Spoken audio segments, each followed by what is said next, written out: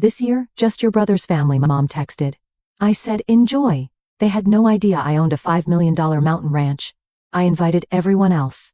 When they saw the photos of our Thanksgiving without them, the calls wouldn't stop.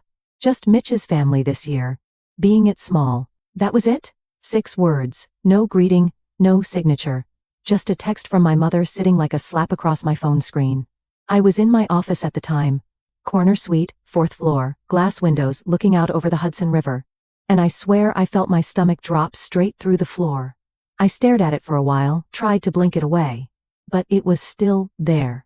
Mitch is my brother, older by 3 years, golden boy since birth. He could mow the lawn, and they'd act like he invented grass. He stayed in Indiana, took over Dad's equipment shop, married his high school sweetheart, had 3 kids and a couple of golden retrievers. Picture perfect Hallmark family. Me, I built a logistics company from the ground up, started with nothing, not even a credit line. Last year I sold it for $180 million. That's not a brag. It's a fact. But you wouldn't know it from the way they still talk to me, like I'm some weird cousin who moved out of state and got too into computers. I'd been thinking about hosting someday, maybe this year. But after that text, I decided it was happening now. My first time hosting, I bought a 38-acre ranch outside Asheville, custom lodge. Full wrap-around porch, lake, stocked with trout, mountain views, like a painting. They didn't even know about it. I was going to surprise them. Instead, I got that text, no call, no conversation, just keeping it small. I didn't reply right away. Just leaned back in my chair, watching a cargo ship push through the Hudson, and felt that same damn ache I'd carried since I was a kid. The one that came with every birthday they forgot, every school award. They shrugged off every holiday dinner where I ended up at the card table while Mitch carved the turkey and Dad bragged about the shop. Then I picked up my phone and typed one word, enjoy, sent it. I didn't ask why, didn't push back. I wasn't going to beg for a seat at a table. I wasn't even invited to. That's when I made the call. I wasn't showing up this year, not to sit in silence while they doubted on Mitch like I didn't exist. I was done playing the quiet role. Quick note before listening, share which city or country you're watching from. I wasn't going to be left out again. Not after everything I built. I'd celebrate my way this time. They'd find out one way or another just how small I wasn't. The truth is that text from my mom wasn't new. It was just louder. Growing up in Fort Wayne, Indiana, I got used to being the other son. Mitch had his photo in the paper by the time he was 16. Local star QB leads North Side to playoffs. He'd walk into the diner on State Boulevard and get free pie. People slapped him on the back. Asked about the game, called him a natural me. I was the quiet one. I'd sit in the garage with a soldering iron and one half-dead boombox from Goodwill trying to make it breathe again. I like the of old wires, the puzzle of it. While Mitch was out at football camp, I was learning how to rebuild a motherboard off scraps. My parents didn't get it. I'd come into the kitchen, covered in grease, excited about something I had built. Hey Mom, I just got 2 computers talking to each other downstairs, I'd say. And she'd go, that's nice, Danny. Without even looking up from her People magazine. Then it was. Did you hear Mitch might get scouted this year? Or Becky's parents are so proud of him. Becky was Mitch's girlfriend, blonde, braces, head cheerleader. She used to wave at me when she came over, but never said more than hi. I don't blame her. I wasn't part of their world. Even when I got into Georgia Tech, full ride, engineering, scholarship, Dad didn't blink Georgia's far. He said, you sure you wouldn't rather stick closer to home like Mitch did? He's already working part-time at the shop, could use the help. That was the first time I realized they didn't see me, not really at family dinners. I'd talk about my classes or the projects I was working on, and within 10 seconds Mom would cut in. Mitch is thinking of expanding the shop. He's so good with people. Every damn time, somehow I always ended up at the kids' table next to the cousins who still thought the internet was just email. I was right there and still invisible. They forgot my birthday once I was 22, called home and Mom said, no, was that today? She promised to make it up to me. But it never came. What did show up a few weeks later? Was a Christmas card with a photo of Mitch's family and matching sweaters? No note. Just the card. I kept it, not because I cared, but because it reminded me how easy it was for them to leave me out. Years later, I'd hear my parents telling people, Mitch took over the family business. He stayed local, raised his kids right. They never mentioned what I was doing, not the company I was building. Not the contracts I landed, not the teams I led, just silence. I remember once I flew back for a family barbecue, I was already running my First logistics startup burning out trying to make payroll every week. I brought mom a handmade wooden jewelry box. I picked up in Colorado, thought of you when I saw it, I said like I wasn't even there. Those years stacked up little cuts that built into something heavier. I didn't say much, just kept working, built my own life in pieces, moved city to city, slept in tiny apartments, never missed a holiday at home, but never really felt home either. No matter how far I got, how much I grew, I stayed that kid in the garage, the other one, quiet one, the one they never bragged about. By the time I turned 24, I was sleeping on an air mattress in a one-room, flat off Del Mar Boulevard in Street Louis. Paint peeling off the windowsills, radiator that rattled like it had asthma, no AC. I'd eat canned chili 5 nights a week, and spent the other 2 debating whether I could afford eggs and toast. Didn't matter. I was building something. I was running freight on the side, just enough cash to keep my internet on, and writing code at night, sketching out an app that could predict supply chain delays for small hospitals. At the time, it sounded dumb. Nobody cared about that kind of stuff until the shelves were empty. But I saw it coming. All it took was one broken link in the chain, and people died waiting for ventilators. I worked 14-hour days, lost track of weekends. I missed birthdays, broke up with a girl who wanted me to be more present, and drank way too much gas station coffee. I failed twice, once because I took on the wrong investor, the second time because we tried to scale too fast, nearly lost everything. I didn't miss payroll, not once. My guys stuck with me because they knew I'd bleed before I let them go hungry. It wasn't just a job. We were building a lifeline. When COVID hit, hospitals started calling fast. Suddenly, everyone needed what we had: real-time rerouting of medical supply deliveries.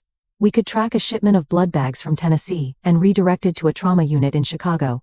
Before the nurses even knew they were running low. We were the back-end heroes, invisible and necessary. By year 2, we were running logistics for 37 hospital systems across 3 states. I didn't sleep. I was living on adrenaline, spreadsheets and takeout. Then came the offer. A Fortune 100 company wanted to acquire us. At first, I didn't believe it. I thought it was a phishing scam. The numbers were real, so was the wire transfer. When the ink dried, I had more money in my account than I knew what to do. With enough to retire 3 times over, enough to disappear if I wanted to. So I did. I bought a ranch, 38 acres outside Asheville, North Carolina, secluded, clean air, room to breathe. I didn't tell a soul. It was just me and a builder I trusted, no architects with expensive shoes, no developers trying to maximize square footage, just a blank stretch of land, trees, thick as molasses, and the sound of wind. We spent 18 months on it, timber frame, exposed beams, stone fireplace, big enough to stand in a great room with glass walls that looked out onto the lake. I had dug and stocked with trout. Every window was placed to catch morning light. The kitchen had custom counters made from black walnut slabs. We cut down right there on the property. I hand-picked every piece of it, not for flash, for peace. People think money changes you. It doesn't. It reveals what you were chasing before. You had to count pennies for me. That was quiet control, something that couldn't be taken, dismissed, or forgotten. No one in my family knew, not my parents, not Mitch, not even my cousins. I wasn't hiding it out of spite. I just didn't know them. The update. This wasn't about finally impressing them. It was about building something they couldn't ignore. And maybe, if I'm honest, something they couldn't take credit for that night. After I sent that one-word reply to my mom, I poured a scotch and stared out the window. The Hudson looked black under the sky, just flecks of light from the bridges breaking it up. My phone sat next to me, buzzing every now and then with some email or calendar alert I didn't care about.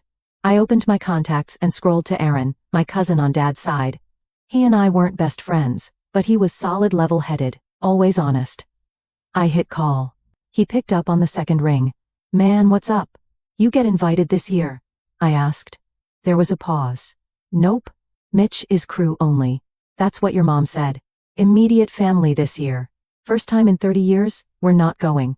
I leaned back in my chair. "They did it to everyone." He said. "Even Grandma. She called me today, pissed. Nobody else got an invite." My jaw clenched. This wasn't just about me anymore. They'd cut the entire family out like dead weight to make room for Mitch and his dog and pony show. "You want to do something else?" I asked. Somewhere better where everything's booked." "I've got a place," I said, "big enough for 30. He went quiet. "You serious?" I said. "North Carolina lodge in the mountains. You get here, I'll take care of the rest." He let out a low whistle. "Damn, Danny, let me talk to Kayla." Within 20 minutes, he texted back. "We're in." By the next morning I had 10 RSVPs, then came more. 3 cousins said they'd bring their wives and kids, 1 offered to smoke a turkey. Aunt Lila wanted to know if she could bring her famous apple pie, but it was Grandma's call that sealed it. She didn't even say hello. Tell me when to pack. That hit me harder than I expected. Because in all those years of being sidelined, I don't think anyone had ever asked to come to me for a holiday. They just assumed I'd show up and fit into whatever seat was left over. Not this time. I spent the next day mapping out room arrangements, testing cabin rentals, nearby calling in favors. I didn't care what it cost. I wanted them all to be comfortable. I wanted it to feel like a real Thanksgiving, not some sad little exile potluck. Aaron texted again. You sure we're not intruding? I shot back. You're the damn guest of honor.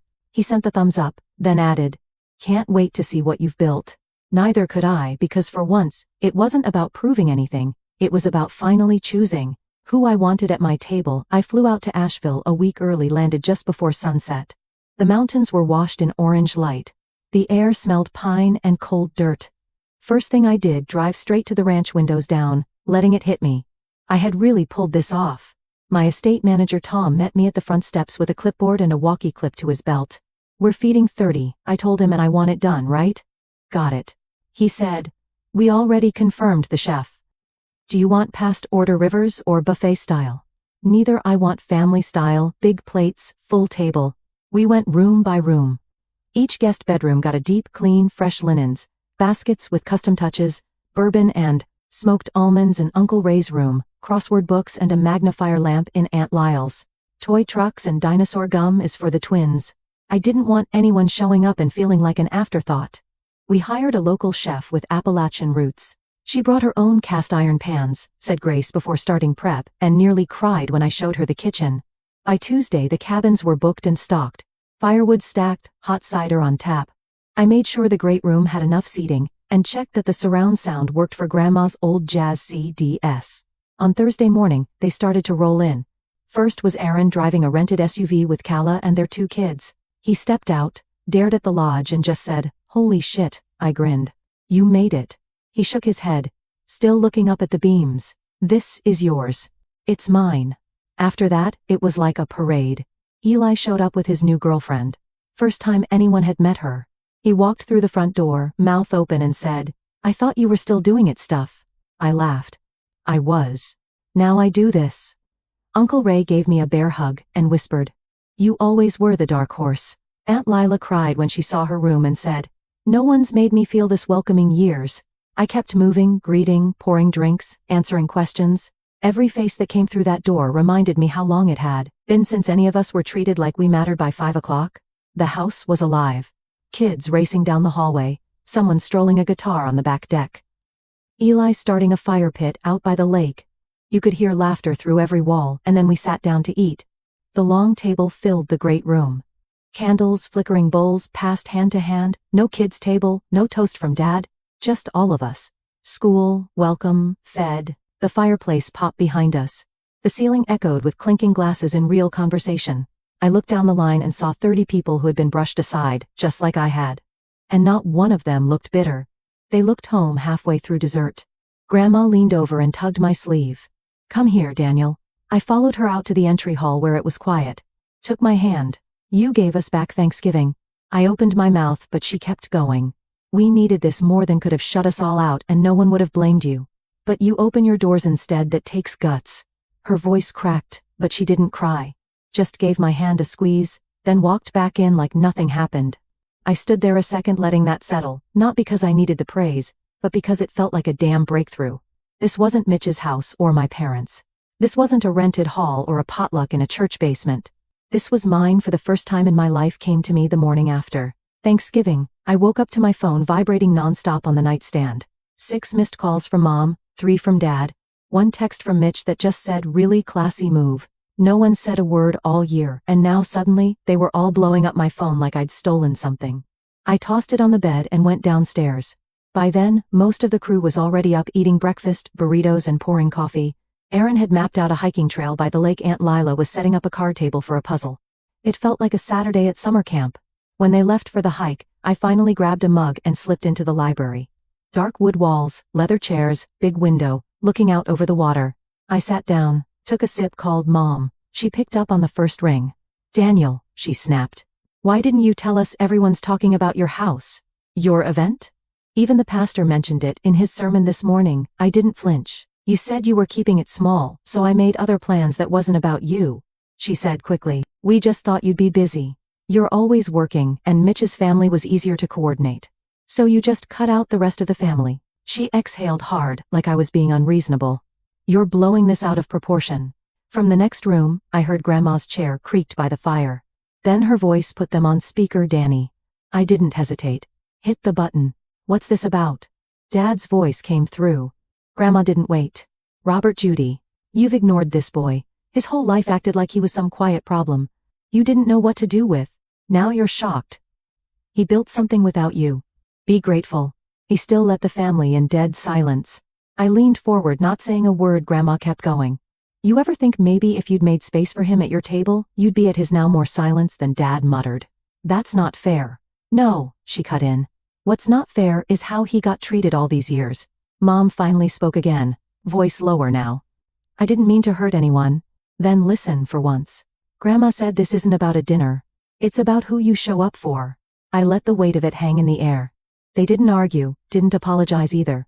Just sat there, probably trying to come up with a way to spin it. I ended the call without another word, set the phone down, leaned back, and stared out at the lake. For the first time in years, I felt something shift, like a knot that had been sitting in my chest since I was a kid, had finally started to loosen. After I hung up that call, I didn't touch my phone for the rest of the day. Let the cousins hike, Grandma nap by the fire. Let the twins build pillow forts in the hallway. I just let it all breathe, no more noise, no more explaining. That night I cracked a beer and sat on the back deck, feet up on the railing, watching the sky go black behind the ridgeline. Then the texts started. First one was from Mitch, no greeting, no punctuation, just didn't expect that. But I get it. I stared at the screen for a long time. Part of me wanted to ignore it. Part of me wanted to tell him it was too little, too late. Next day, Mom sent one. Can we come visit sometime? Just the two of us? Then Dad saw pictures. Looks nice. Proud of you. No question mark, no follow-up. Just tossed out like a comment on the weather. I didn't answer right away. Let it sit. Some things didn't need instant replies, some things deserve space. But when Grandma asked if she could stay another few days, I wrote back immediately. You can stay as long as you want.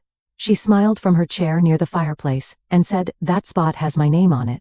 I told Tom to keep her room warm and make sure the fridge stayed stocked with her favorite ginger snaps. Over the next week, messages kept rolling in from cousins. Next year, to best Thanksgiving we've had in years. Wherein, if you are, none of them mentioned Mitch. No one asked where my parents were. They didn't need to. This wasn't about who wasn't there anymore. It was about who showed up. Eli called me one night. What you did, right? You shifted the whole damn thing. Took the holiday and flipped it. We used to just show up because it was tradition. This actually felt like family that landed deeper than he probably meant it to. Because all my life, I'd been orbiting their table, showing up out of obligation, trying to belong in a space that never saw me. Now I wasn't chasing that seat anymore. I was building something different. Something that looked like me, felt like me. And the people who got it, who felt it, that was the only crew I needed. Christmas rolled around. And for the first time in a long time, I invited the old crew back, just them. My parents, Mitch, Catherine, his wife. No big guest list, no cousins, no aunts, no uncles. I wasn't about trying to impress anyone. I wanted to see if they could meet me where I was. Now. They showed up a few days before Christmas Eve, all packed into Mitch's SUV, looking like they were driving into a whole new world. I met them at the door, which stepped out first, just like I knew he would. That look on his face. The same one he used to get when he saw someone else's success. A little skeptical, a little impressed, but mostly distant. You really built all this? Mitch asked, looking up at the lodge, then back at me. Every square inch, I said. No pride, no apology, just fact. Mom and Dad didn't say much at first, just glanced around like they didn't know where to put their eyes. I watched them, the tension in their shoulders, the way they couldn't quite settle into the space. Like they didn't belong, like I didn't belong in their world anymore. We had dinner in the great room, no fancy silverware, just family-style plates, roast beef, mashed potatoes, a few bottles of wine. The conversation started slow, like we were all strangers trying to find common ground, but then it started shifting. We really talked, no small talk, no weather reports, no Mitch talking about his shop. We went deep about business, about resentment, about all the times I'd shown up, and still felt like I was invisible. Dinner got real. We talked about old wounds, the times I felt invisible. It wasn't easy, but they listened. Mitch didn't say much. He listened, but he wasn't the talker. He'd never been. I figured he was just thinking through it, all figuring out where he fit into this new version of me. After dessert, when everyone was standing up to leave, Mitch pulled me aside. Didn't say a word at first, just put out his hand. I shook it. And before I could pull away, he said, "You did good, Danny, real good." It wasn't much, but it was enough. They left later that evening, Dad shaking my hand, Mom giving me one half hug. It wasn't perfect, but it was a start, a small one. That night I stood by the window in the great room watching the snow fall. It was thick, swirling in the cold night air, blanketing everything in white. Could hear the faint sound of wind outside, and the crackle of the fire behind me. For once I wasn't bitter. I wasn't wishing they had been different, or that I had been different, or that things had gone a different way. I was just damn glad. I'd finally shown them who I really was. New Year's Eve, I stood on the dock behind the lodge. Bourbon in one hand, the other shoved deep in my coat pocket. The wind was sharp off the lake, biting through the layers, but I didn't care. Stars stretched clean over the water, no city lights to wash them out. I just stood there and breathed it in. Didn't feel like the end of a year, felt like the end of something bigger. I thought about that kid in the garage back in Fort Wayne, the one with burnt fingers from soldering irons, listening to his parents brag about Mitch scoring another touchdown. That kid used to stare at blueprints and wonder if any of it would matter. If he'd ever be more than a footnote in someone else's family photo. He didn't know it back then, but he was laying the groundwork. Now I had 38 acres to my name, 2 companies, a family chat that actually included me, a life that looked like mine, not the one I was told to settle for. Cousins were already tossing ideas around in the group thread. Thanksgiving, too. 0 cabin themes, potluck rotations. It was turning into a real thing. Grandma calls me once a week now, not just to check in, sometimes just to talk. She said she sleeps better up here, that the fireplace is her new favorite sound. And then Mom sent me a recipe last week. Corn pudding folded up in a card that said, "Thought you might want something from home." I read it twice. Not sure if it was an apology or just a peace offering. Either way, I kept it. Maybe things will get better, maybe not. They might slide back into old habits next year. They might not come at all. But here's the difference. I'm not waiting for a seat anymore. I built my own damn table, and it's big enough for anyone who ever made me feel seen. That's the rule now.